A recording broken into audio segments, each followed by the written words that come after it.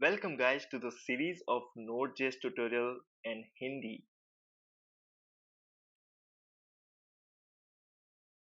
आज के इस वीडियो में हम बात करने वाले हैं Node.js के सबसे पॉपुलर फ्रेमवर्क Express.js के बारे में। तो Express.js का जो ऑफिशियल वेबसाइट जो है वो expressjs.com, यहाँ पर आप जाके देख सकते हैं। इन्होंने Express के बारे में बता रखा है कि Express is a fast unopinionated minimalist web application framework for Node.js। तो Express फ्रेमवर्क के ज़रिए आप वेब एप्लीकेशन बना सकते हैं, REST APIs बना सकते हैं और इसकी परफॉर्मेंस भी बहुत अच्छी है। तो आज की इस वीडियो में हम Express.js को कैसे इंस्टॉल करना है और कैसे एक वेब एप्लीकेशन बनानी है Express.js के थ्रू। तो शुरू करते हैं। इसके लिए मैं विजुअल स्टूडियो कोड जो है एडिटर यूज़ कर रहा हूँ। मैंने एक फ़ोल्डर बना दिया है Express डेमो।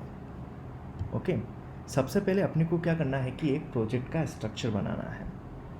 तो अगर आपके नोड इंस्टॉल है, npm इंस्टॉल है, तो आप इसे कर सकते हैं। सबसे पहले अपने को क्या करना है, npm init करना है। जैसे ही आप npm init करते हैं, ये कुछ क्वेश्चन पूछेगा, उसके जवाब देने हैं।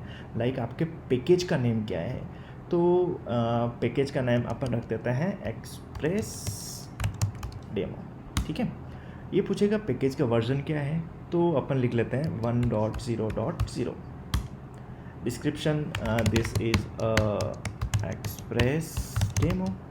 Okay, entry point index.js। ठीक है, टेस्ट कमांड नहीं चाहिए, गिट रिपोजिटरी देना चाहे बाद में दे सकते हैं, कीवर्ड्स नहीं। Okay okay yes. ठीक है, जैसे ही ये करते हैं एक package.json फाइल क्रिएट हो जाएगी आपके डायरेक्टरी में। देखिए इसका नेम, वर्जन, डिस्क्रिप्शन जो भी अपन ने अभी दिया था कमांड लाइन से वो आया है। ठीक है, तो सबसे पहले अपन एक फ़ाइल बना लेते हैं जिसका नाम अपन रखेंगे index.js। ठीक है, index.js भी बन गई है। और इसके बाद अपने को क्या करना है, सबसे पहले एक्सप्रेस को इंस्टॉल करना है।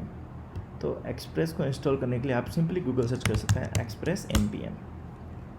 जैसे ही एक्सप्रेस npm आओगे,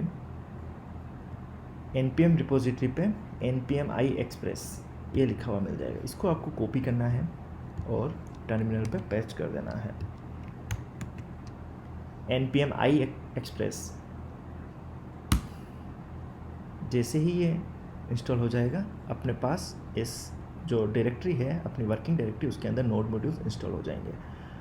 आप देखोगे तो package.json में डिपेंडेंसी ऐड हो चुकी है, which is 4.18.1, which is the latest version of Express.js।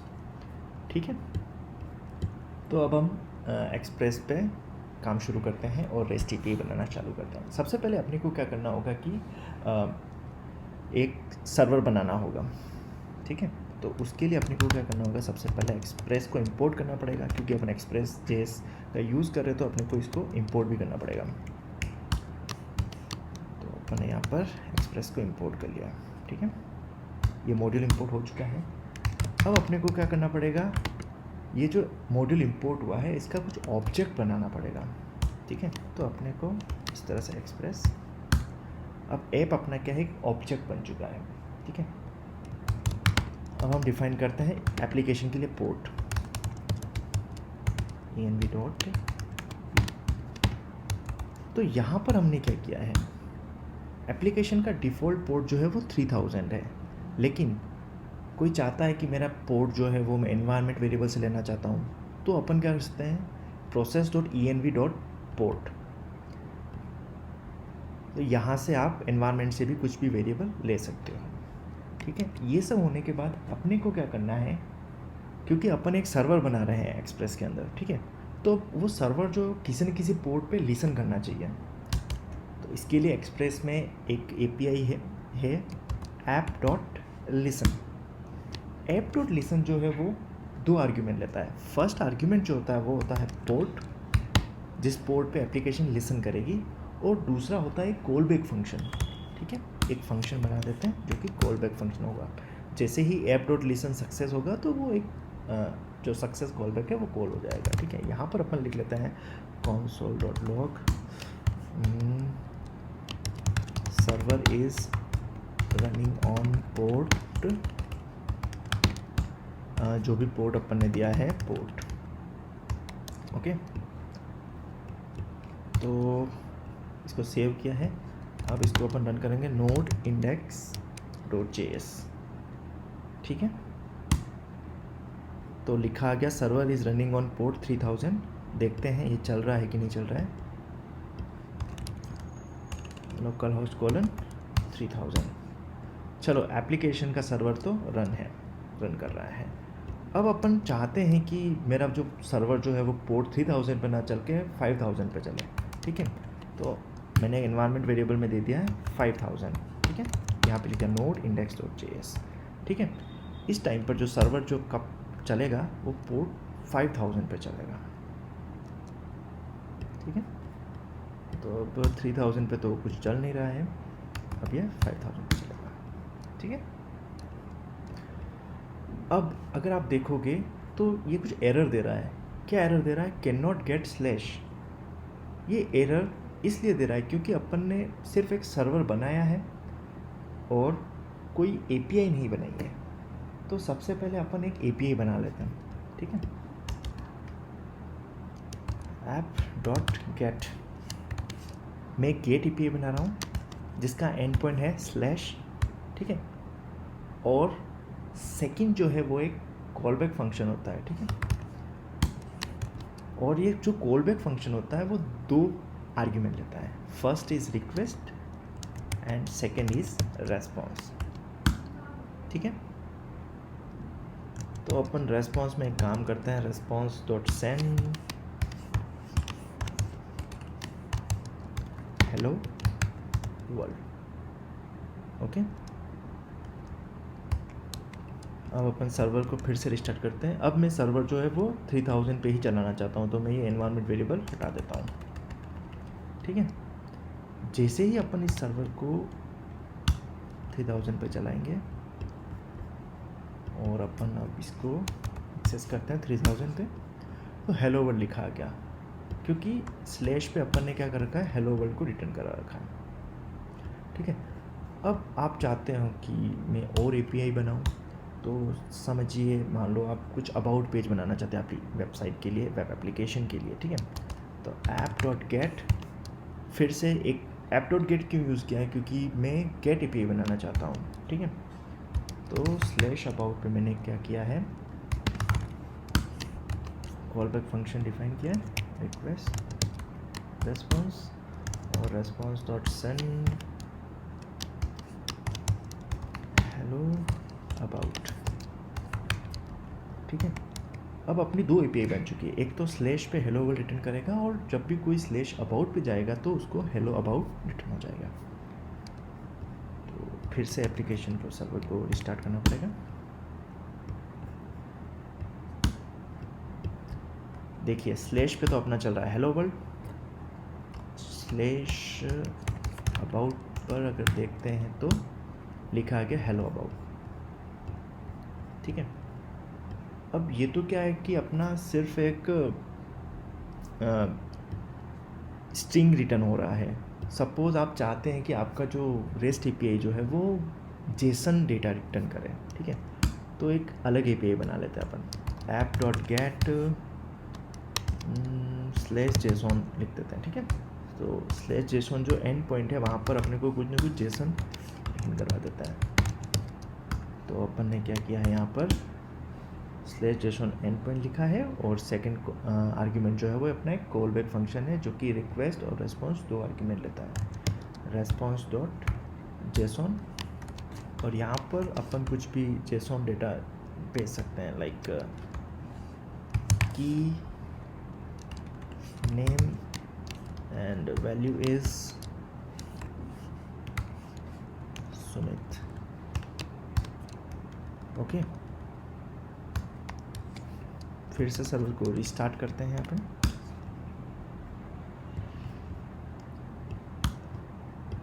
मैंने क्या लिखा है, /json पे अपनी जो एपीआई जो है वो जेसॉन डेटा रिटर्न कर रही है।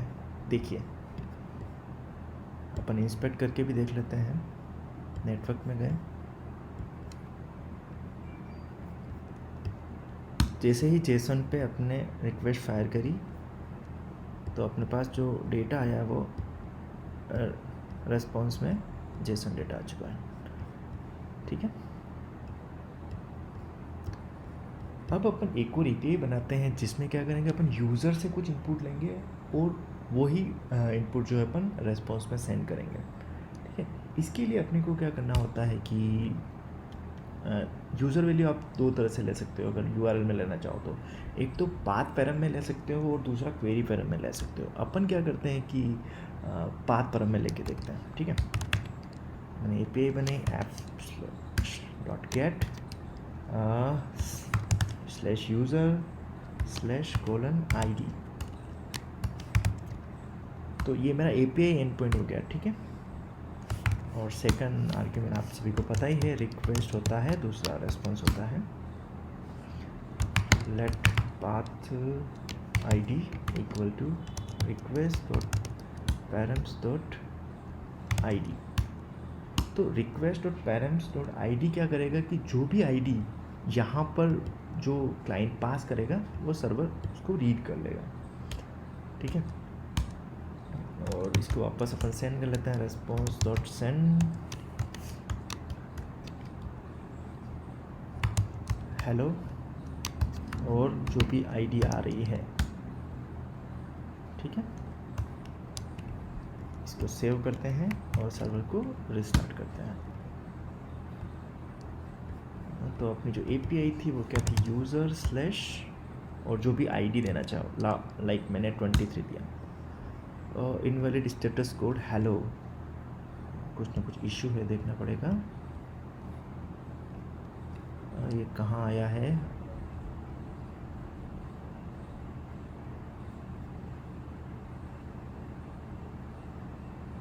ओके ओके, यहाँ पर इसको प्लस करना है क्योंकि वो जो है वो इंटीजर है और ये स्ट्रिंग रिटर्न करवा रहे हैं अपन इसलिए।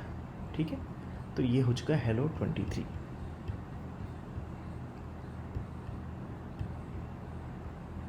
इसी तरह से अगर आप क्वेरी पैरम में करना चाहो तो request.query.id समथिंग इस तरह से ले सकते हैं। तो इस तरह से आप get API, post API, put API, delete API बना सकते हैं एक्सप्रेस के अंदर।